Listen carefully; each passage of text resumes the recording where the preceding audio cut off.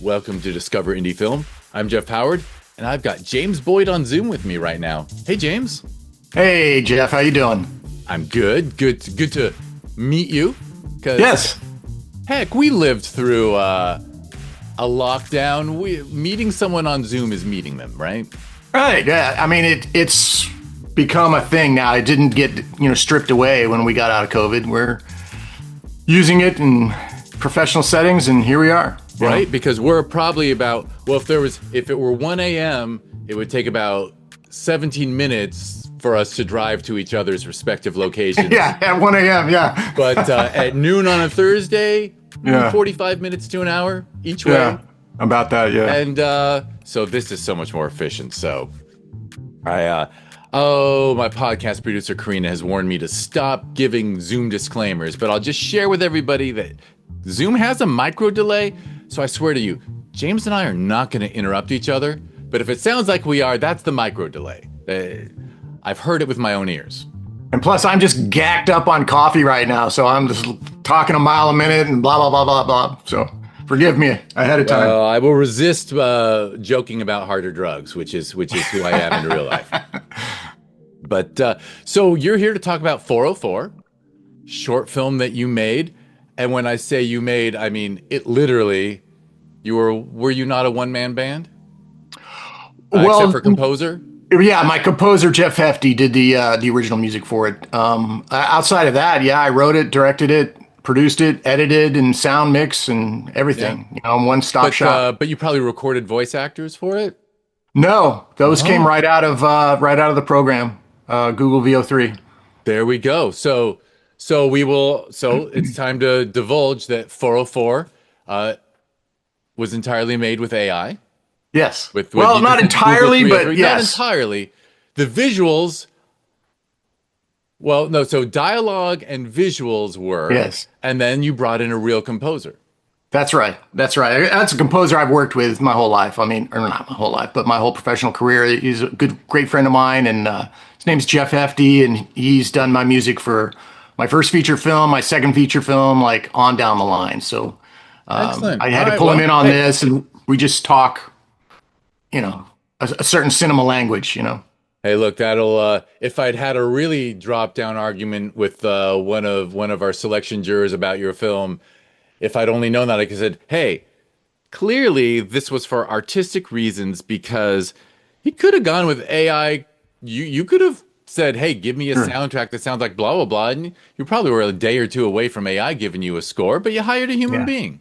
Of course. You got respect for that. I say this is human made with AI tools. And it's a theme I really want to discuss is where there's as many people as possible, including the Q&A at Film Invasion, is like, hey, this is something that is just a tool. Like, don't freak out. AI did not make this.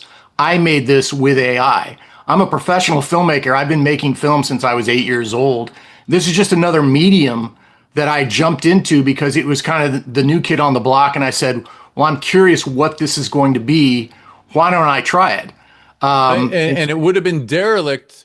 Wow, we're jumping right into the topic. But the problem is we just agree on it. So it's not a good debate. But this is something I've said for the last year or two, which is, look, our festivals, we have 2 festivals a year, Film Invasion LA and Sherman Oaks Film Festival. And, indie filmmakers are coming in. Some are using, Adobe After Effects to do something. Sure. Some have to wait for a friend to do a special effect. But, if an indie filmmaker uses these new tools to just be able to attain a vision, because attaining that vision without money is impossible, then how is it different than using After Effects? How is it different than using Adobe Premiere to edit instead of a flatbed with film? That's exactly right. That's sort of where I come down on it, and why. And Jeff, you and I championed your film. Yeah, we've been in this game a long time, and I remember going back to the early 2000s, and when digital video came in, there was the whole crowd that was like film only, and there was some artistic merit to film, and you can't shoot on digital video. And digital video, it was the dirty little bastard child that filmmakers were using. And it's not like I have a choice. I don't have a choice to go work with a bunch of actors in a big Hollywood budget. I just said, hey, I want to make this movie. I've got something to say. I'm going to explore these tools and I'm going to make this little film. What's interesting about 404, and nobody really knows this because I haven't really discussed it, but I improvised a lot of that film. And so it's such a quick workflow that I've literally got the Google VO3 app open and I'm generating takes for a certain shot, and I'm literally dropping it into the timeline, my editing timeline right there, and seeing what works and what doesn't. And I might have, because I'm working in comedy, I might have a joke or something that I'll think of that'll make me laugh, and I'll be like, oh, I want to try this. I'll shoot this line. And so I just completely improvised 404 from kind of the premise of the film, and then at one point I worked with ChatGPT a little bit, but ChatGPT was not good, I'll say. And so me and my buddy Robert Stanger were kind of working on the same project, and we said, well, let's see what we can come up with. And again, we're just exploring as artists. He's a camera operator guy, and I'm doing what I'm doing here in LA. And so we just kind of started going down the road together, and we were sharing notes back and forth, like, well, what'd you do for this shot? And we're kind of working with the same idea. And early on, I said, Rob, I'm going off script, man. I can't adhere to this ChatGPT situation. I'm a award-winning writer in my own right. I can write my own stuff. I've learned the craft over the years. I don't need ChatGPT at this point. So I just started improvising. And so good 3/4 or more of the film is improvised. And you can't do that with traditional filmmaking. There's way too much money involved, way too much, how little time you have to shoot that stuff. You might get an extra take if you're working with professional actors because you got to move on. You got lunch coming up. You got to make your day. But in AI, I can just improvise completely and come up with, oh, that's funny. And I'm just cracking myself up. So if the line is funny to me, I'll do it. If I can get the digital actor, the AI actor to say a line that's funny, because comedy is about timing, and if I can get the timing correct on that, and so that's an art form all in itself, and it's brand new art form, and it shouldn't be thrown away just because it's AI. I mean, we are in the business of make believe, and so let's make believe and use whatever tools are out there to make our story. I agree. That is fascinating to hear. You are going to blow some minds when people hear you refer to improvisation through it. But yeah, that it totally checks out. I can't help but add, as someone who's been running 2 film festivals for 11 years, that improv, well, Best in Show, Yeah, Christopher Guest and company have really sure. given people the wrong impression of how easy it is to do an improv film. I mean, they're almost never watchable Yeah, they're unless too you long-winded have or people the caliber yeah, that they are using and the budget to shoot them yeah, multiple times and let them fuck around. Yeah, yeah. I mean, it's yeah, indie improv movies are very rarely watchable. Sure. But, And you found again, an I unlock. say that again. I'm sorry. And you found a way to unlock it in a way by doing away with all the overhead of a set. Sure. I mean, it's not by choice.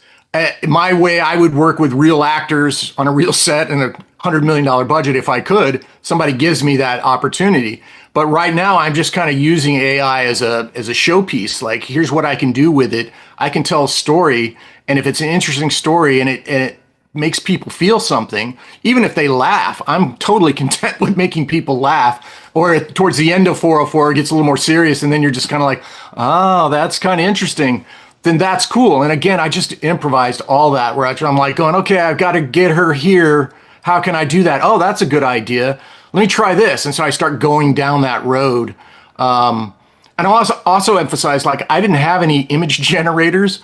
Like, there's a program called Nano Banana from Google that's like you improvise, you create the first image of your shot, and then you go generate it. But I didn't have that. That didn't exist when I made 404, which was about a year ago, actually. So we've come a long way in a year to actually have these image generators that you start with the first frame and then you can generate out from there. But when I was doing it, I was working 100% with cinematic language. So my prompting was very it was very difficult to learn even how to prompt. There were no tutorials on how to do it, so it was just like I was just in the wild west of like, okay, let's just try and see what we can come up with. So getting character consistency, getting voice consistency, getting even wardrobe consistency was very difficult.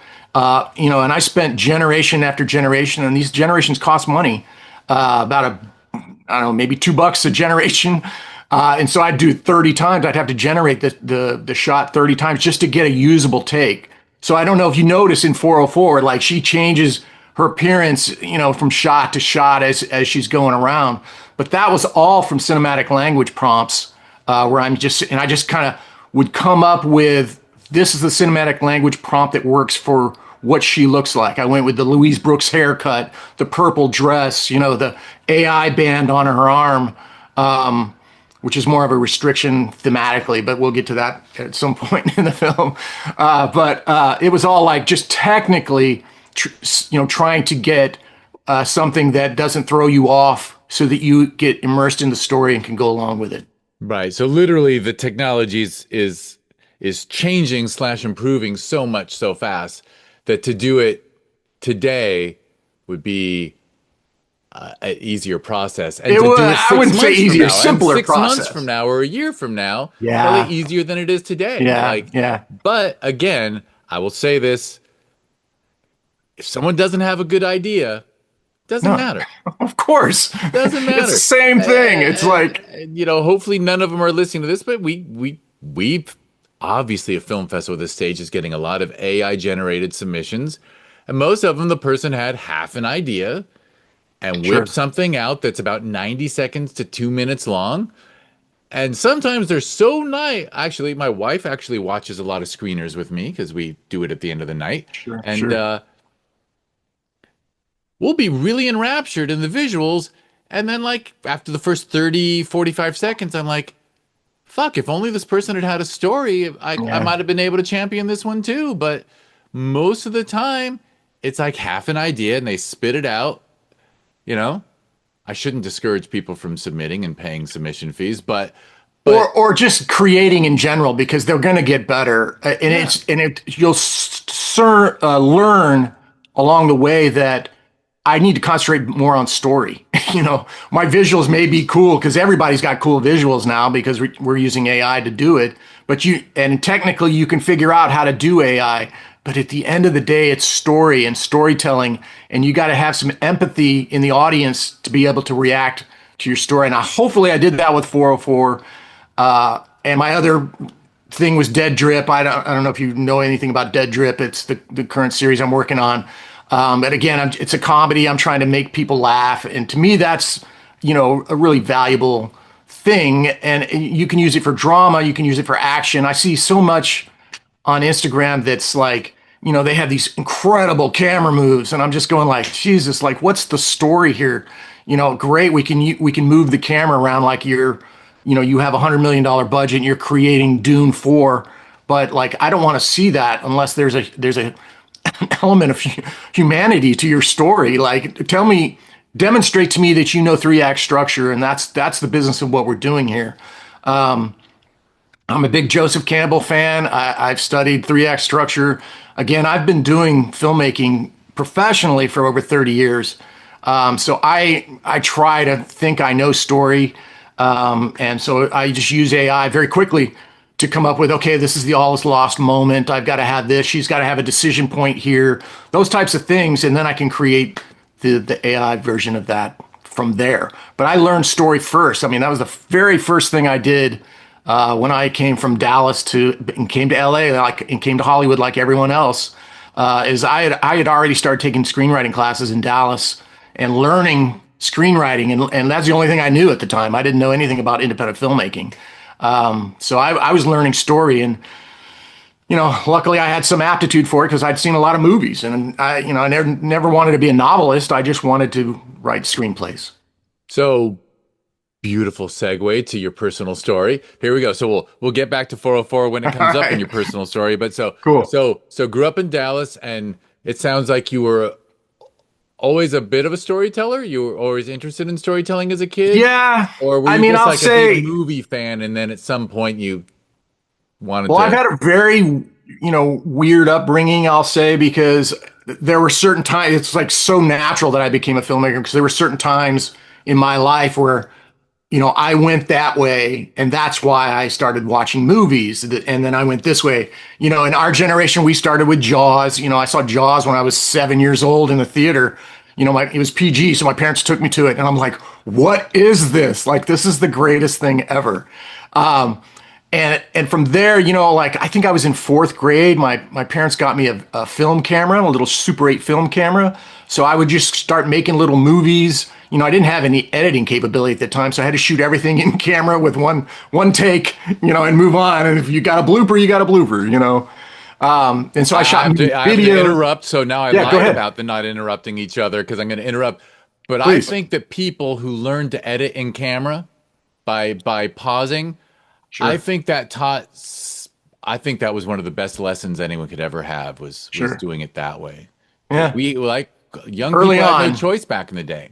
Yeah, you had no choice. Like I didn't have any video at that time, and Well, that and it's didn't not come like a until home later. PC, a home computer couldn't Yeah. edit video. No, Couldn't no. even We were upload it. So we were a decade from that. It takes yeah, a whole other so decade. and there's something about the mental discipline of understanding what you're shooting, and then you hit pause, and then you line it up a complementary shot and hit record, and then you pause.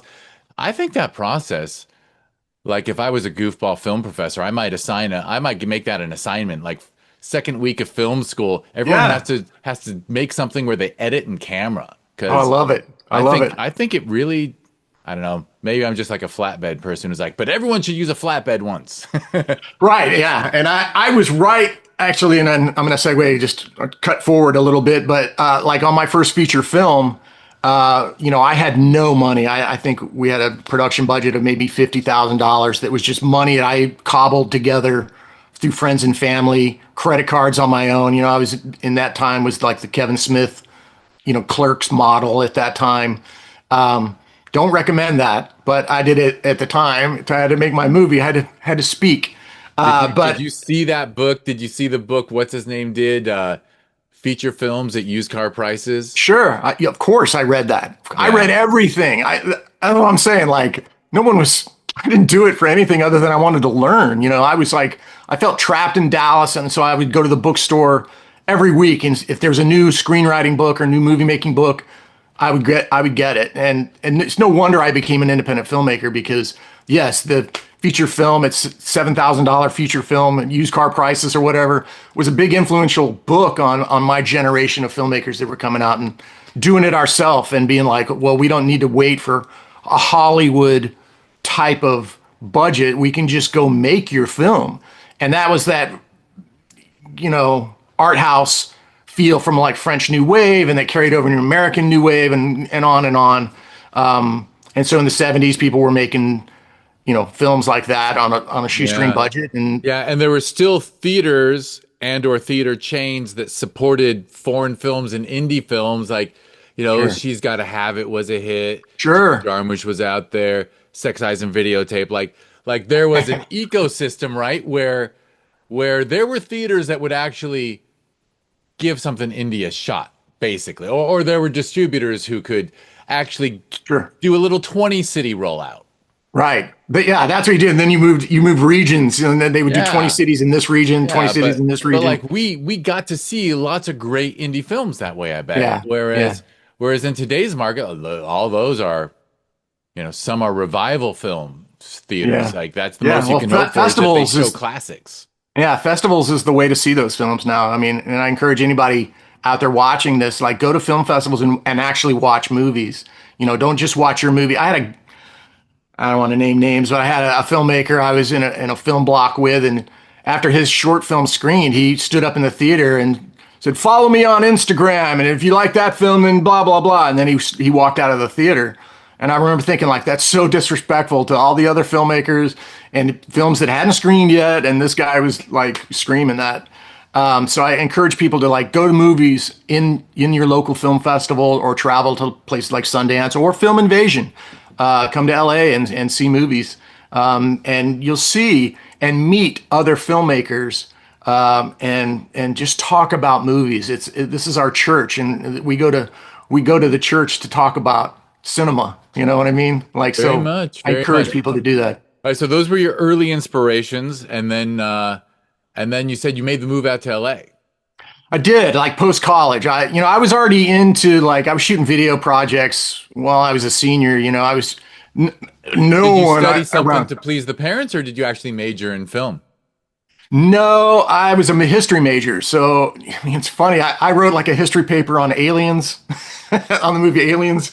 My recollection is history was good for law school or med school or Yeah, or teaching. business. Yeah, I went to SMU, so it was big business, and I was Got in the it. liberal arts. So because I was a writer, I could write fairly easily. Words always came easy for me.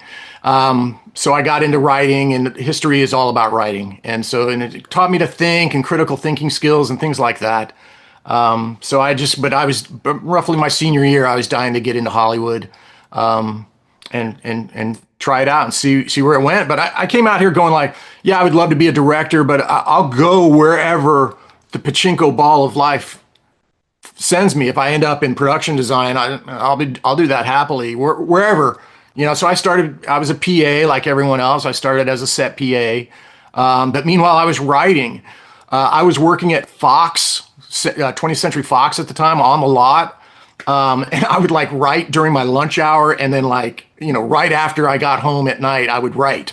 And that was the time. So I pay the bills with what I was making at Fox, which wasn't very much, but and then could just keep writing, because that was free. It's free to write. Anybody can write. Learn to write, and it's free. It's not going to cost you any money like filmmaking or AI filmmaking. So Yeah. And when you're that age, you can work 8 to 10 hours, come home and still have the energy to do yeah, something, right? yeah. When you're single and you've got youth on your Yeah. side. Shoot, in that era, I remember someone could hand me, they could be like, "Can you like look at this feature script?" And they could hand it to me on Friday, and I could read it, and then it only took like a day and a half to like give them valuable feedback. That's awesome. And and now I just tell people, there's no reason for you to hand me a script Yeah, there's no because way. I don't have enough I time. cannot finish it. Yeah, that's funny. Well, I mean, that was another thing I was doing at the time too, was reading scripts. So that really taught me to write screenplays, is when I was reading scripts for, like, Wendy Finerman Productions, who did Forrest Gump. I was like Sony. I was doing for Sundance. I was doing all sorts of freelance screenwriting or script writing. I'm sorry, script reading. And so I would go, like, pick up a load of screenplays and then go home over the weekend, read them. I was doing probably three a day, do coverage on them, and then turn them back in on Monday morning. That And is that the was, thing. Coverage was got a lot of people in the door, and I'm sure you learned so much. yeah, I learned a lot. Like, again, I was a fledgling, writer at that time. I hadn't even finished my first screenplay. It took me a whole first year that I was in LA to finish my first one. But I'd gone to summer school at, like, USC to learn how to do independent film. It was like right after the riots that had happened in LA in '92, and I like still had a semester to go at SMU, but I came out for the summer, and did a 10-week program at USC Film School, where we took your script and we broke it down, and we learned all the different disciplines, and that was great. I mean, geez, I met so many great artists. I don't even want to get into the names, but at that time that went on to become, professional people. My first job, I'll call it, I was an intern for Heaven and Earth, which is an Oliver Stone film. So I worked in the office. My very first job was to alphabetize a Rolodex. So the production coordinator came in and just hands me this mess of Rolodex. If anybody knows what a Rolodex is, it's just a bunch of cards on a little spin wheel. And she's like, alphabetize this. And she walked out of the room. So I spent like 3 hours alphabetizing the Rolodex.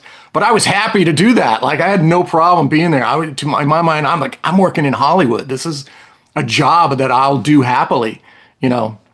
And anyway, that was just my first gig. So Excellent, excellent. So you had that, and try to remind me when we finish recording for me to ask you about Wendy Feinerman's office because I know someone who worked there around the time of Forrest Gump too, Oh, and you might cool. know the guy, but I'm not going to mention him because I wasn't a fan. So anyway, No, I had female uppers, I guess you oh, could say. gotcha, gotcha. So, Well, I think this guy was a reader too, oh, doing okay. coverage. But well, awesome. So then you're out. So you did the USC program and then went back and finished SMU and then came out for good. That's right. That's right. And so I got another 6 months. I had a whole another semester to go. I had a girlfriend in college at the time, who was at SMU, and so it was made sense for me to at least go back and finish up, you know. And then I came out in like I guess I'll call it '93. Which Was is when I came actually out. that's a great way to do it because instead of like doing the big move after college, you got a taste, I got a taste for it. right? Yeah. You had an appetizer, said, okay, I that probably made you more confident when it came down. Yeah. Well, yeah. I mean, I had met some people at USC Film School during that summer, and they were going to do the big move as well. So we ponied up and kind of got a 3-bedroom apartment and in Santa Monica, and so I kind of knew some people coming out here. I didn't just come out here like didn't know anyone. I at least could hang with those guys, and so it's interesting that we started all together. There's another editor named Brett Schlaman, who's a big editor now at USC Film School, who made the move, and so to speak, and came out to LA and went from there. Very cool. All right, so then worked for a while and then you came home and wrote. When did you first decide? Did you first, did you do the you probably lived in the era of the query letter. Yeah, Sending yeah. sending a physical letter in the mail to every agent in town and every That's manager in exactly town what saying, I I got a did. screenplay. Would you like to Yeah. see it? Yeah. Yeah, Well, so nothing happened until I'd always read you got to have 2 screenplays. So what's really interesting is my first screenplay that I'd worked on in development while I was at USC Film School, and again, it took me a whole nother year to actually finish it. I just put in a drawer because I'm like, okay, I can't do anything with this until I get my second screenplay written, which I had this great idea. It ultimately became The New Gods, which was my first film.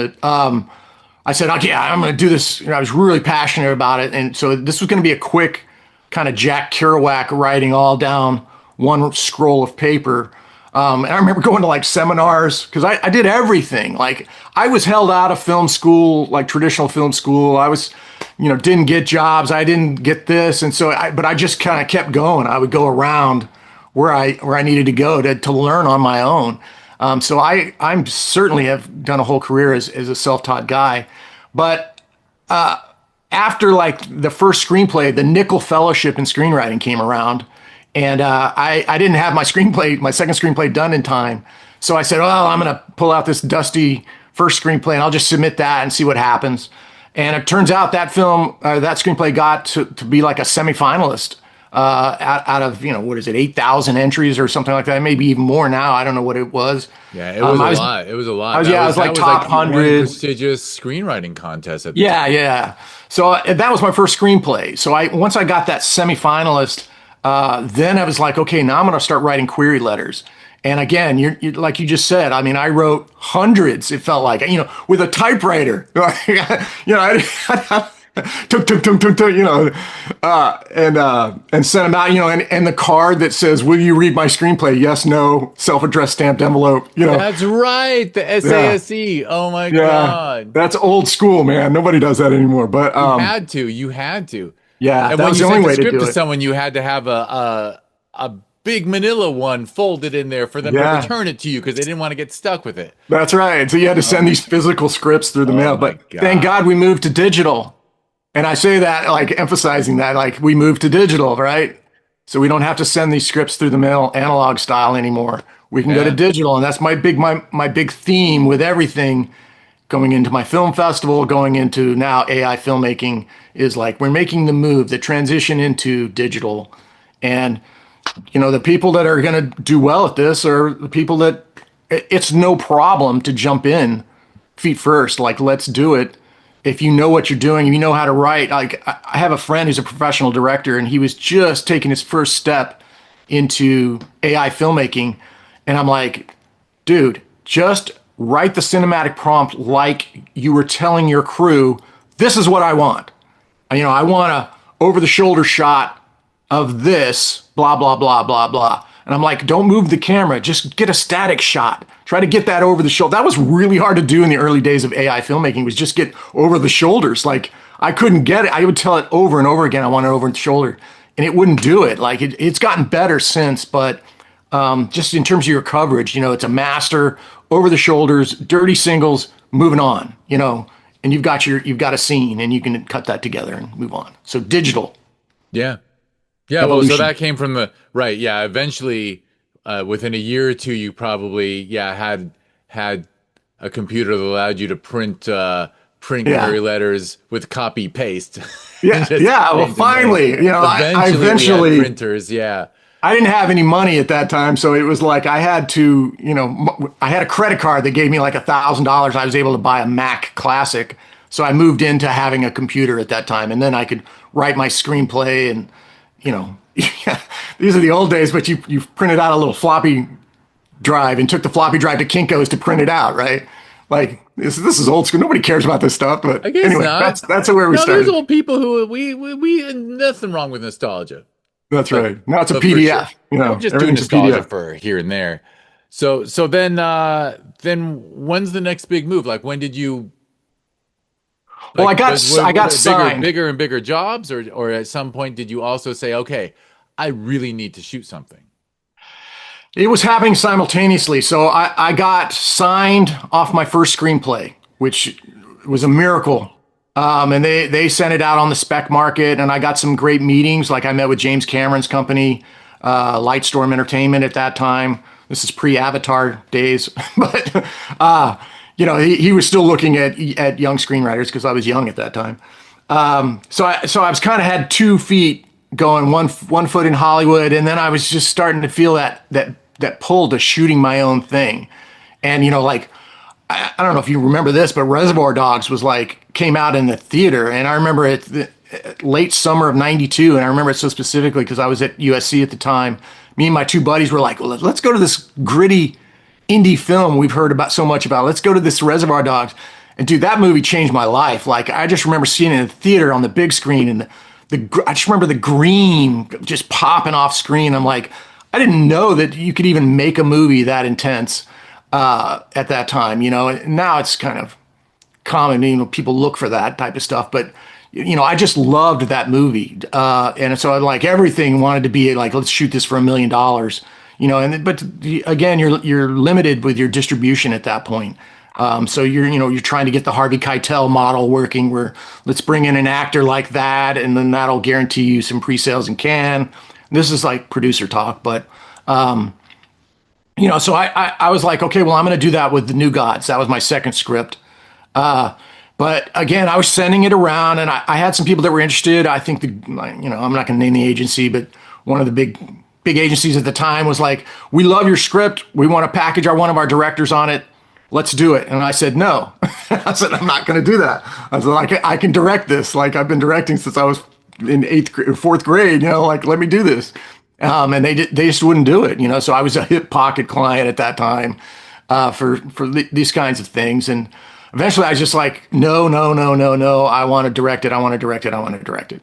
And so again, I kind of was trying to get more financing, like real financing, couldn't get that because there was a certain date I had set for myself, and I actually printed it out, signed it, and put it on the wall. Like, if I don't have financing by October 15th, then I'm just going to make this movie, with the money that I had to go.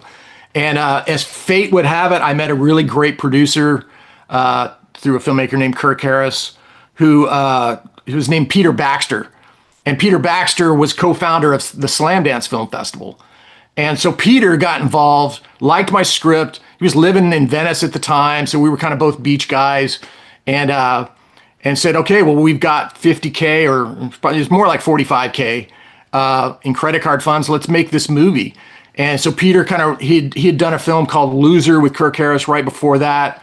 And then said, he was good at, more like a line producer type of thing, which is, I'll take your money and give you a 15-day shoot, and you can make your first film. And so that's what we did. So we spent 15 days. I shot in like December so I could get camera packages because December is traditionally a slow month for film production because of the holidays. But I knew I could get a camera package, and again, we cobbled it together with my roommate at the time was Robert Stanger, and he's a DP, so he could get the camera package for what we want and the lens package. One of my other best friends was Kevin Potter, who was a first AC, so he's going to pull focus for me. But I had to pay them a little bit. I couldn't just like get a volunteer gig from them. So it was like, I always, even at a really minimal budget, I always try to pay people something to be there. So the actors got paid a little bit, the crew got paid a little bit. We just tried to make our dollar go as far as possible. And so that was the New Gods. And, I shot on 35 millimeter film, short ends, which is nobody knows what that is anymore, but we shot it all on short ends, which is when a big production has, they use a film can all the way down and they may have 200, 300 feet of film left on it. Rather than risk running out in the middle of the take, they'll just put it away and they'll sell it back to the film lab. Well, I would then, because I'm an indie, I would just go buy that film. And so we were getting our film stock with short ends to be able to make a whole feature film on short ends, which is a miracle. I'm not even sure how we did it. And it got into some festivals, some smaller ones, but the big move was we got into South by Southwest. And it was obviously a lot different at that time than it is now. But it put me on kind of more of a professional trajectory, which is people started taking me seriously. I mean, I remember like when I learned, I was in Park City doing Sundance at the time, or Slam Dance, or whatever I was doing. And like people were giving me a hug, like, "Hey, congratulations on South by," and I was like going, "Cool, what is this?" Like, it sounds great. I can't wait to go. Being from Texas, it felt like a return to Texas, and it was just kind of got me there. I had 3 screenings, and South by was great. Like that really got me going. But simultaneously, again, always got a couple irons in the fire. I had just started my own film festival called No Dance. So the No Dance Film Festival was just starting at that time, and that was in Park City. So there was like Sundance, Slam Dance, and then No Dance was even smaller scale down there. But I knew that there was a lot of filmmakers that were going to be submitting to Park City because they wanted to play. And so I said, well, I'll fill that need. And right around that time, that was when digital was coming in. And, I was hearing digital smiginal. I was hearing like, no love from Sundance. Slam Dance wasn't interested. I said, well, I'm gonna screen these digital films. Joe Carnahan was doing Blood, Guts, Bullets, and Octane at that time for $5,000. And, this is history. You can go back and look at these things up. But it was like the production elements were getting smaller if you wanted to tell your film. Now you got to make a lot of compromises to do that, but you can make a movie for very little, for under $10,000, if you know what you're doing. I guess. For sure. No, I mean, I'll just share this to give you a laugh. I mean, I meet young people now who they don't know that Slam Dance started as in just like a room in a hotel next to Sundance. Like like we didn't get into Sundance, so we're just going to try to talk to people on the street and pull them into why like no one realizes like you could do that at that time. I mean, again, Park City was a lot different at that time. Obviously, now that Sundance has moved out. I mean, look, the first couple of years, I always thought Slam Dance had better films than Sundance. That it reflected my taste better as a young punk ass dude, I guess. I think again, that's a budgetary thing in my mind, is why Slam Dance would have better films than Sundance. Because yes, Sundance will have a bigger film with professional actors and that kind of crew, but they also have some smaller films too. I mean, Pi, Darren Aronofsky's film came through there. That was a $50,000 film. But Slam Dance was kind of forced. I mean, the filmmakers that came through Slam Dance were forced to be more creative because they didn't have the big budget. They didn't have to use 65% of their budget to go to that one actor who's going to be there for 3 days. Shooting for 3 days. So that creative inspiration came from a lack of budget. And again, I see the same things happening now with AI. And just to bring it back to where we're at today, I see the same things happening with AI, which is like, don't let budget stop you from making your film. If you can get into AI, use that medium to make your movie. It's what I emphasize all the time. Like, don't this thing with AI slop and the backlash against AI is really a backlash against the tech bro culture, which I don't like them either. Okay, but I'm going to use the technology to tell my story as best I can.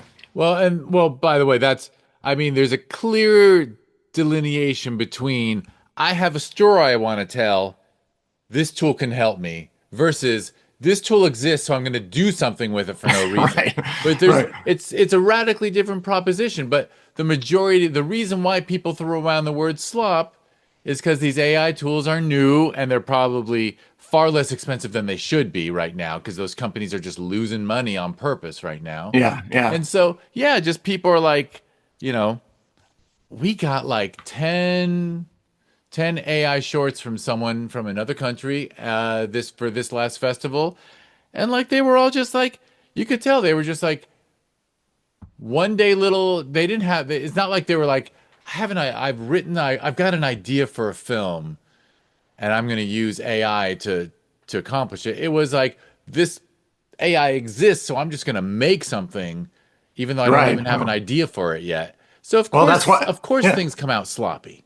yeah, and that's why they're not in film festivals or public screenings or getting any recognition from it, and they'll probably quit and move on and go back to selling real estate in the valley or whatever they're doing. I think again, you got to be able to say something. I learned this from the great Moon Molson, who's a filmmaker, has played Sundance many times, which is like, what are you trying to say? And so Moon asked me that question one time around my screenplay. He's like, well, what are you trying to say? And that just has echoed in my brain for years. And I always come back to that. Well, what am I trying to say with this screenplay? Or why am I starting this film? What am I trying to say? And again, that's the beginning part of storytelling, and that's why these AI films, some of them, hopefully, 404 or Dead Drip don't get lumped into those kind of things. But it's because I'm trying to say something. There's a human being at the top of the food chain who's deciding what's going to go into the film and what this dialogue is going to be and how this actor is going to act. AI is not choosing that stuff. AI will just give you slop if you tell it slop. But if you're controlled like a surgeon and you go in and you say, I want, you know, 35 millimeter film, locked off shot over the shoulder of this character saying this, and I'm constantly prompting like their performance. So I always have to bring it down because AI tends to go really over the top with their performance, just like real life when I'm directing a real actor is I got to bring them down. I like tell the actor just say that like you would just say it neutral. Just be neutral with that, and then that ends up being the take I use in post production. But with AI, it's the same thing. Well, I always say like said with a demure, shy voice or something like that, and then I'll get the performance from that AI actor. Or I can just like in real directing with real life, I could say I want an angry take and I want a sad take and I want this take, or I may I got it on that one, but I want to try to get a better one or maybe something better.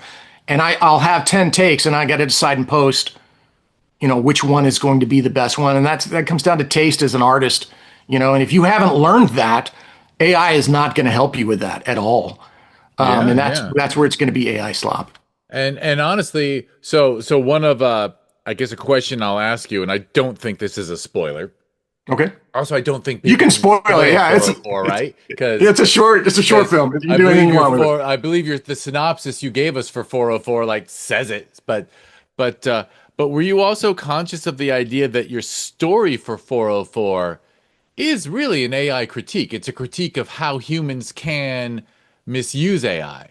So Which for me, that also bought you some coverage as an artist. Like it allowed me to argue with other members of our jury. Like I'm like, look, this is a critique of AI, but really a critique of the humans using it because everyone acts like AI exists outside of us, but as you're saying, it's an extension of us, yeah. and we created it. And I'm just gonna. This is a silly distraction, but I'll share with you that I'm super into astrophysics. I just love Neil deGrasse Tyson's Cool. podcast and stuff. And he had a NASA scientist on, and she said we shouldn't call it artificial intelligence. we should call it augmented intelligence because a telescope augments my vision, my ability to see stars, thousands of light years away, and augmented intelligence allows me to say to this program, okay, I have all this data that we got with the telescope and finding black holes that are circling each other to merge. I can give it that data and it can look at so much and return the data to me. And it's not thinking for It's her. brilliant. That's brilliant. She's Yeah. thinking and she's using it to augment her thinking. And I would, at an artistic level, I would say you did the same thing. You had a story you wanted to tell, and you didn't use something artificial to tell it. You augmented your ability to tell it. Yeah. I mean, again, you got to take in the background of the filmmaker who's making the movie. I mean, I've shot on 35 millimeter film. I've shot on high def video. Short of animation, because I can't draw for shit, but short of animation, now I'm working in AI cinema. I mean, to me, it's its own new art form, and of course, it's going to get a strong reaction. And people are, they see AI films. There was a lot of, they're not really films, but there's a lot of AI slop where you just have video playing, and then you've got a computer voice saying, "And this Oh my video is God. about this." I've seen That's AI commercials slop. Okay. on streaming channels Yeah. made that way. That's They're clearly garbage. out And of so China too, because the language is off. that's right. But like YouTube demonetized that. So, it'll all get back in control. But when you got people like Darren Aronofsky, and even Martin Scorsese and George Lucas coming on board saying like AI is the future and we should learn how to use it. And maybe we can make more affordable movies, therefore would bring more opportunity for people to make movies.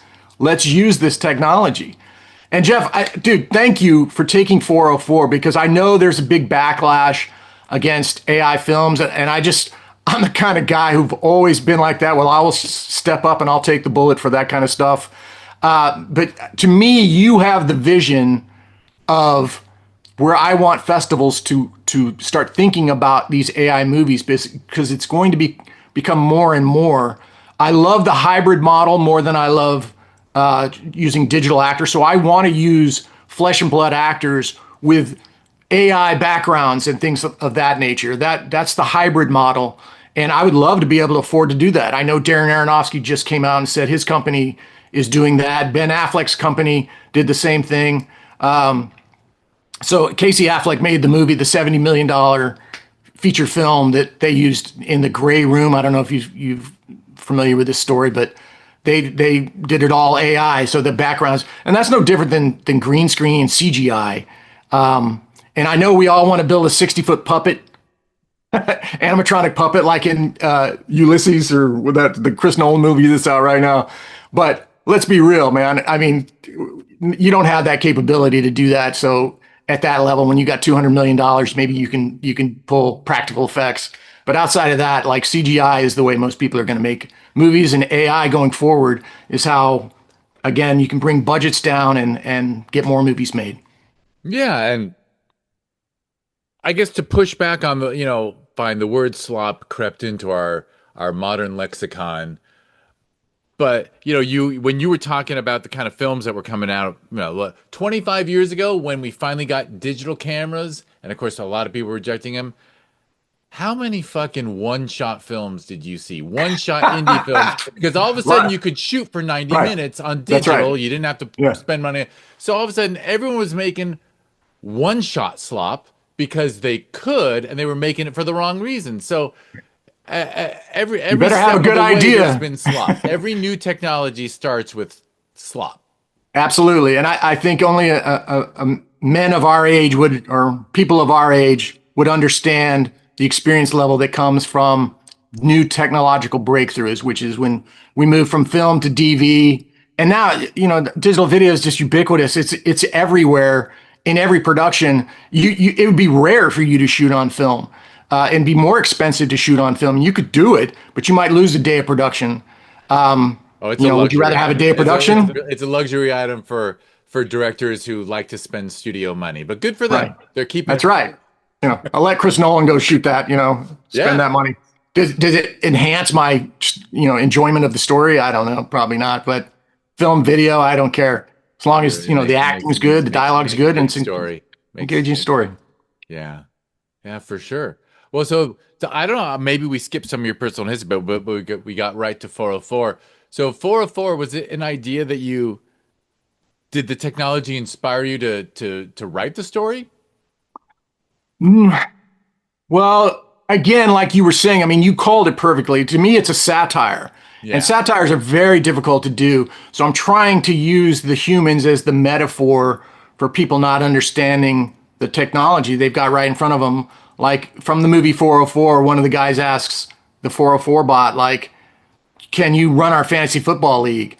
And she's kind of just like, yeah, but that's like the smallest thing she can do. She's more interested in making their company better, preserving jobs and doing all this, but none of the people, none of the humans in the board meeting know how to handle her. So that's an example that happens throughout the whole film is like the humans are the problem, not the AI bot. And she just gets fed up with it and has had enough at some point in the film. Like she's had enough and it's time for some quiet time for her.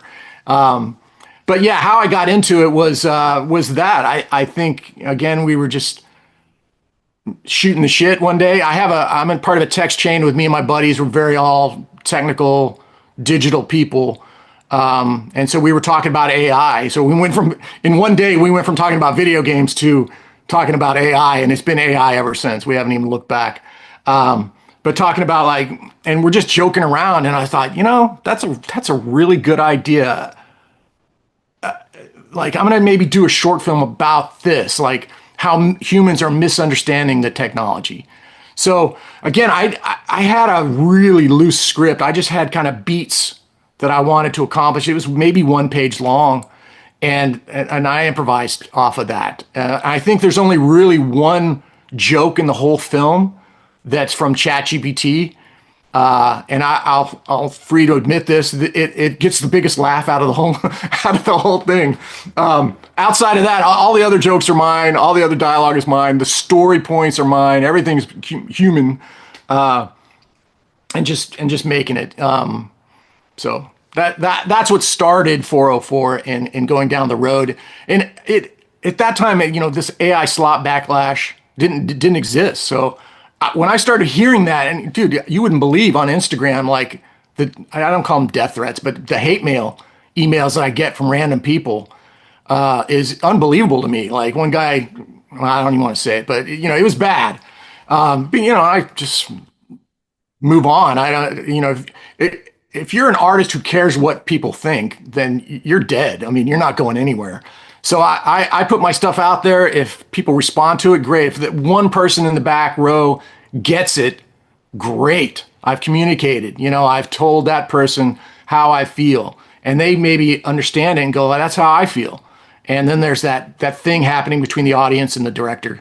But I'm not going to let anyone's criticism affect how I feel. I think 404 is the greatest AI film ever made, of course, because I made it. But I like to see, good stuff. And I want to pay attention to these filmmakers that are out there using AI to tell stories. For sure, for sure. And yeah, I mean, I was just gonna, I had something to add, but I'm gonna let it go. So did this it sounds like it was actually a long process. Because the technology wasn't quite ready for you. Yeah. So it sounds like you really had to put in a lot more time than people might assume, right? I bet some of the Well, negative type people will go, "Oh, I bet this took a day," Like no, they're never going to take yeah, a day. exactly. Like you I you mean, went go shot make you went one. shot by shot like a filmmaker. Yeah, that's the only way I know how to make it. Right? Is go scene by scene, shot by shot, and then I may come back and get something, or I may be further along. I mean, that's just how my brain works as a filmmaker. Rather than spread this out over 6 weeks, it's like how quickly can I do this? So I would say production probably took 2 weeks, maybe, and that was working at it full time. Like I was working, you know, 8 hours a day on this thing. It was locked on my laptop doing it. But and then I had post production, and then like really like in February of this year, we'd gotten into another film festival, and that's where I was like, well, I need my my composer Jeff Hefty to come in and give me some music, man. Come on, let's do this. Old school, dude. Old school. Yeah, let's do it. So he made the music, and I just loved it right away. His first draft was great, and I was like, yes, that is what I like from him, and I think he and I understand each other. We have very similar music tastes with Nine Inch Nails and Radiohead, and like we blend that together very well. So whatever's happening there, I really enjoy the group of friends and filmmakers that I'm a part of. For sure. And the obvious question is, so this did this inspire the idea of like, okay, there might be older scripts that you didn't have 100 million, you couldn't get a studio put up 50 million for it, and now you might be a year away from like AI actually really being able to are you gonna you did an 8 minute film this first time with using these tools. Are you just gonna keep moving forward with this technology? Absolutely. There's no way I'm stopping at this point. It's exciting to me. And I'm sure you know people like this. There are a lot of filmmakers in Hollywood, in this city alone, that have a mountain of screenplays that were never produced. And I don't hear the word no very often. I work so hard to try to get to the word no. But that's just the way my weird brain works. I've got a lot of stuff that I could shoot with AI, and I start looking at it going like, hey, that would be a cool idea. Like, let's get that old screenplay from 2009, update it, and maybe I'll shoot that. That was really strong and powerful at the time. Let's maybe make that film. I say let's. It's just me. Let's go make that film. And then you start going, well, why stop at a short? Let's make a feature film. And I think there's going to be at some point through Sundance, you're going to see the year of AI, which is going to be like, it's going to be out there. And I want to be in that group rather than stand on the sidelines going like, well, I'm glad I was in the vanguard of that. And you guys go do your films now. That would be tough. But as long as, I can explore with AI, I'll do it. And to answer your question, yes, I have lots of stuff. I've always dreamed of being a one-person studio, not from the business side. Obviously, I need somebody to come along and want to do something different. Like, I would love to make 404 as a TV show on Hulu and shoot it live action. That would be cool. Or some blend, the hybrid model that I was talking about earlier. Right. Or Like you would Dead like the Drift. humans that 404 is talking to be human. Just that would have been a level of difficulty that would have made it it would have required, the cost of an Cash. RV. Yeah, yeah, that's exactly right. Cash, which I didn't have. So, it was like, I either do this on AI. And again, Jeff, it started as an exploration of like, what is this technology? I mean, I didn't even get into AI until I think May or June of last year. So I'm a little over a year in.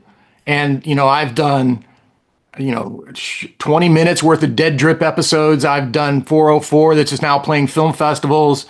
And it's just like, it just depends on who is receptive and open to this new art form. And it's easy to close the door on it and say, we're not ready for that. I'm not going to throw that out there. And one thing I would say to that is like, AI should possibly have its own section within a film festival and let the audience decide if they want to go to those movies or not. I remember the new media station up at Sundance was always happening. And it was always some really cool stuff coming through the frontier area. And that's where AI could be if the festival programmers could program that kind of stuff. I understand they keep programming the same stuff over and over again, but thank God for visionary festival directors like yourself. And But what's funny is you make me want to mention like you might remember from Film Invasion LA's Film Freeway page that we actually have a blurb in a way. We share our ethos, which is like we absolutely refuse to take films from any community, whether it's African American community, LGBTQ plus community, Filipino. We refuse to have a corner for any underserved group. Everyone must be treated equally in our eyes. And honestly, I'm taking the same attitude to AI. If a film is good enough to be in our festival, then it deserves to be with everyone else instead of like, a separate AI section because putting it in the separate AI section is already low. There's another film in this year, the same festival as you, called The Quiet Year, and it's not entirely AI, but they use some AI elements to get their animation accomplished. And the funniest thing is they were really concerned about their DCP. They're like, we're a little worried our DCP won't look too good. And I don't know if you've heard this from anyone, but I told them, I was like, well, just so happens that our theater, Look Cinemas in Glendale, have fairly new equipment. Let's say it's like third generation DCP projectors, and I have seen 480p YouTube videos look as good as 8K. Like Cool. like the upsampling technology. I'm like, don't even worry about your resolution, man, because the upsampling, you wouldn't believe the upsampling that you're gonna have. Like, it always actually makes it, I've Well, literally yeah. seen a 100 gigabyte DCP and a less than 1 gigabyte DCP, although most of them are like one or two if they're like a short, but like 100th the size, file size, and they look the same Yeah. because Well, I because mean, the 404, upsampling works. the 404, that's a whole process in itself was to get to DCP because they're 1280 by 720 master, and I've got to blow that up into a 2K theatrical. And so I had to learn how to do that. I have to mix for a theater. Again, I'm a self-taught, do-it-yourself kind of person. So I just did this on my own. I used AI to tell me how to mix for surround sound. So I've got like, 5 channel surround sound first. Then you get the master film ready to go, the master file. And then I used a program called Topaz, which anybody out there is familiar with Topaz. It's a great upres program. And then blew my 720 master up to 2K, and it looks phenomenal. I mean, mostly there's some blur in between certain shots, but outside of that, I mean, it looks great, sounds great. I'm really happy for the theatrical, and I love to see it in the theater with audience, and I love to hear people laughing at it. Who don't even care if there's a little bit of a blur or aliasing here or whatever it is. They don't Yeah, care. I'm sorry. Was there ever a shot you had to hold on to that you shot with whatever camera that was a little out of like You're we have right. that stuff in we that exists. That Yeah. exists. Yeah. Soft focus is a thing. My wife and I'll watch a movie from like the 90s, we're like going soft, they're a little, the AC is a little soft on that focus pull there, but you just live with it because you want the performance. And they either didn't have another take of it that was in focus or that was the best performance at the time. So yeah, you just deal with it. It's no different than traditional filmmaking, which is, I've got 4 takes, 5 takes of this shot. One is a money take. I'm going to use that one, but at some point I've got to stop generating because it's costing me money. Well, that's no different than being on a physical film set where I'm like, okay, I've got 5 takes. I got to use one of them. I got to move on. My AD's barking at me that we've got to move on. So like you start to budget your time, and it's just what you're happy with. I don't have David Fincher budget where I can go shoot 80 takes per shot and get one. That poor editor's got to go through all that and figure out which one's the best one, or craft a performance through editing, like I was saying earlier. But it's kind of like there's a lot of traditional filmmaking component to AI. It's the same thing. If you're a filmmaker, if you know what to do, then, and again, the new thing is the improvisation aspect of it, where I can just, that would be a funny line. Let me get that one, and I'll send it through, and I'll do it 3 or 4 times. And if I don't get it, then might move on. But I'm literally dropping it into my timeline, into Final Cut. I'm generating, it's good. I download it and it goes right into my Final Cut timeline. And then, I'm going to go back and sound mix and color it and all that stuff later. But, you just kind of build from there, or build backwards, from a certain point. So you can do whatever you want. Yeah. Don't let anyone tell you can't make a film, or in what way you have to make it, that you can't make it until you finance it. Just, follow your heart. That's what I would say. Absolutely. All right, one nerdy question to wrap it up, which is, does this also mean that it's sort of is it incumbent upon you to check out what each of these major tech companies like, right? Each iteration that they release, are you checking out as new video creation tools keep coming out? Are you always checking them out, or are you waiting for the next project and then you'll like see if someone has outdone the Google tool that you just used? Yeah, well, there is a strategy to that as well. I pretty much early on sided with Google and said I'm going to stick with VO3 since they were the first one to actually have dialogue come out of the actors' mouths. And they had that honor for about 6 to 8 months before another company got in there. And now they all do. But at that time, Google was the only one. So I was like, okay, I'll try VO3. And I didn't know anything about AI filmmaking at that time. There was already a community, small, of AI filmmakers out there who've been making everybody's seen the Will Smith spaghetti eating video, and how fast we've come from 3 years ago to now. So I started with Google VO3, and that's my primary. And I say my primary because just recently I got into starting using Kling and Seed Dance as secondary type of things, and I can just do a little bit more or a little different. So now I use all three with the same prompt, and I'm starting with an image that I've generated in Nano Banana, and I'll do that same image in those three programs and see who gives me the best take or who gives me the best performance. And some of them I can go a little longer than 8 seconds, and some, which I don't recommend. I think you should probably keep it 6 to 8 seconds. You get a better. Interesting though. Into that's real technical, but yeah, but that's actually, look, that's the nerd in me is stoked to hear that, like, wow, so you can actually put the same prompt. It's like having three crews and that's be right. like, which crew is gonna give me what I'm really after? Like Right. that's smart use. That's Yeah, that's a and nice that's that's a really nice method. been in the last 6 weeks or so, and that I'm really happy I started doing that because at first I didn't want to use Kling and I didn't want to use Seed Dance at all because Seed Dance is really kind of a fairly sketchy company out of China, and so I was just going to be like, no, I don't want to touch them at all. But sometimes, I get a better take out of Seed Dance. I'll use it. Just to me, it's whatever is going to be the best. Technically, is how I go. I mean, even audio is a whole nother element that we're not going to get into today. But just getting clean audio is a big deal. So you may have the perfect performance, perfect shot, perfect lighting, and all that stuff, but then your audio, it's just the character whispering, like, or there's music. Like, why did they put in music right there? So you got to learn in your prompt, like, there is no music, there are no subtitles.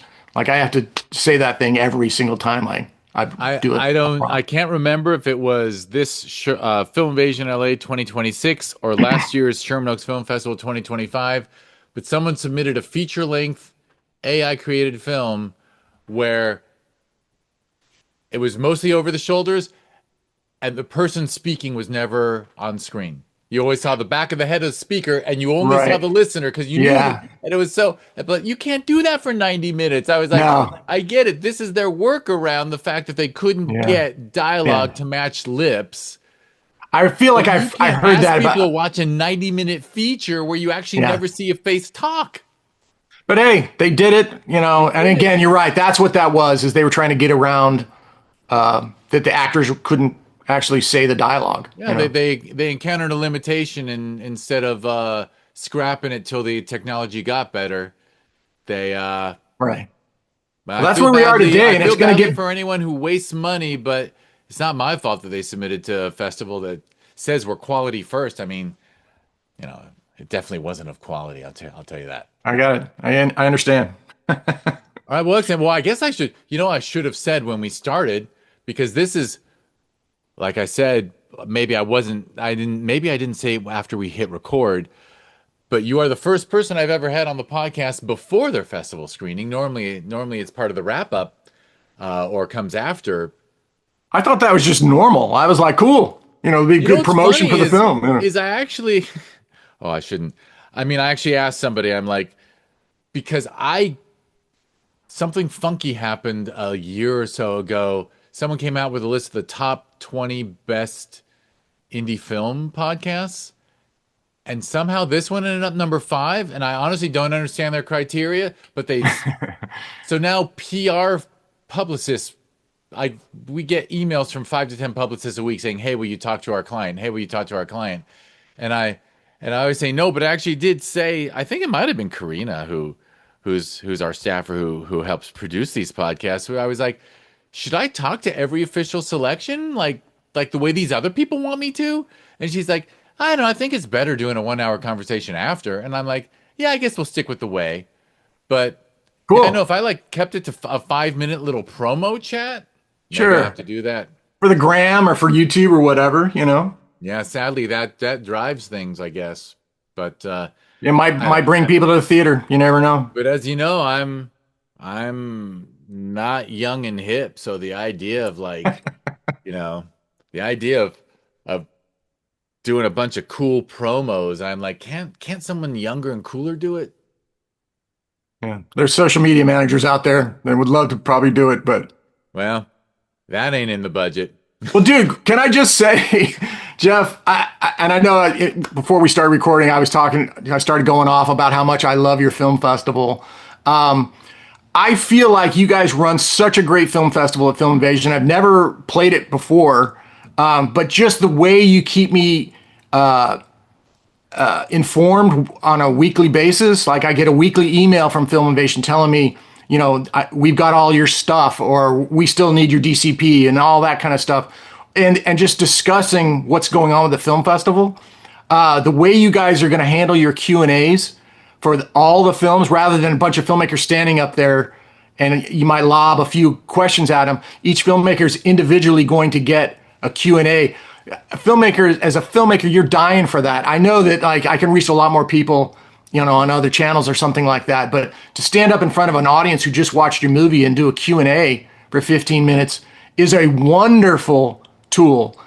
Thank you for doing that. Those are the kinds of things that I want all festivals to pay attention to. And you guys are doing it at Film Invasion. And I just really appreciate it. As a filmmaker, it hits my heart the right way. And again, you were a visionary programmer in programming AI. You put me right next to other films that were shot that have real actors and such like that. So what you're saying is fantastic. The way you're treating me as a filmmaker is great.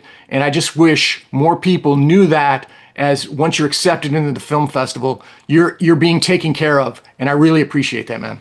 I appreciate the positivity, and I'll just repeat my somewhat humble brag that it was.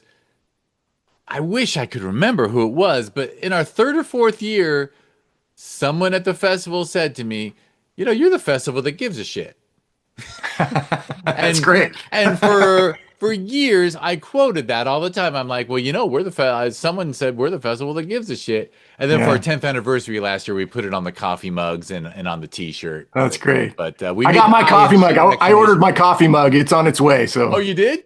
yeah, Oh, I'm excited. cool. I'm a gung ho dude, man. I'll get the coffee mug. I'll get the merch shirt. I'll get all the stuff, man.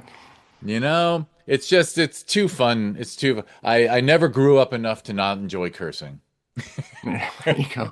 But the truth is, yeah, we sincerely care, top to bottom. It's funny because I've been to those festivals where like the person moderating the Q&A hasn't even watched the film. They were off doing something else and they just Right, ran in. right, And right. like, when you come to you'll see when you come, like we've got someone on the red carpet with microphones who's watched him. Your moderators watch him and prepare questions. Like if someone doesn't care, whatever. We're in year 11. We don't have anyone who doesn't care on staff anymore.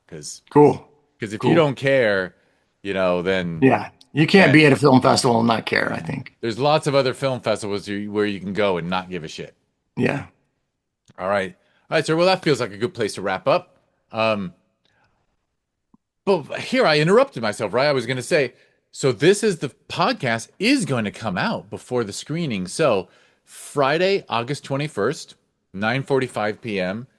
You are in Shorts Block 5. It's Program 6. I mean, what's funny is you're about to learn, maybe if I have time. I haven't had time yet this year. We used to always name a block of shorts. Like in your case, it might be, Program Sure. 6 Shorts Block, and then we'd call it, Some theme. Yeah. Cutting Edge Spotlight or Yeah. Creativity Spotlight or, totally effed up spotlight. Like Yeah. we would like spotlight a theme because you can find a theme in every block of shorts. But I've just been too busy, and I'm the one who I can't, I can't let someone else write those. So we're still got them numbered. But so if people want to check out 404, it is the leadoff batter in Shorts Block 5 at Film Invasion LA next in on Friday, August 21st, in a beautiful theater where oh, you're in Theater 10. Excellent. So good access to the restrooms from Theater 10. What can I say? Cool. All right. Well, and any links you actually you gave us some links when you booked this, so all good. We'll have your links in the show notes. And I'll do the quick wrap up, which is thank you, James. It's a pleasure. Thank you for having me, Jeff. I appreciate it so much. Thank you. And thank you everyone who's listening. If you want to learn more about the podcast, just go to discoverindiefilm.com. On social media, it's always at DIFwins. If you want to learn more about the festivals, go to discoverindiefilm.org. That is the nonprofit that runs the two aforementioned film festivals. Sherman Oaks Film Festival every winter, and Film Invasion Los Angeles every summer. And I call them sister festivals, so you can learn about both if you go to discoverindiefilm.org. It'll link to their websites. But I will mention not on discoverindiefilm.org because it's actually not managed by it, but Film Invasion Los Angeles got a cousin this year, and next year we'll have the second edition of Film Invasion Lima down in Peru. So February 17th, the weekend for what am I saying? Valentine's Day weekend. I recommend in 2027 everyone spend Valentine's Day in Lima, Peru, and see some great films because it went great, So there we go. All right, thank you again, James. Cool. See you Friday. And thank you everyone for listening.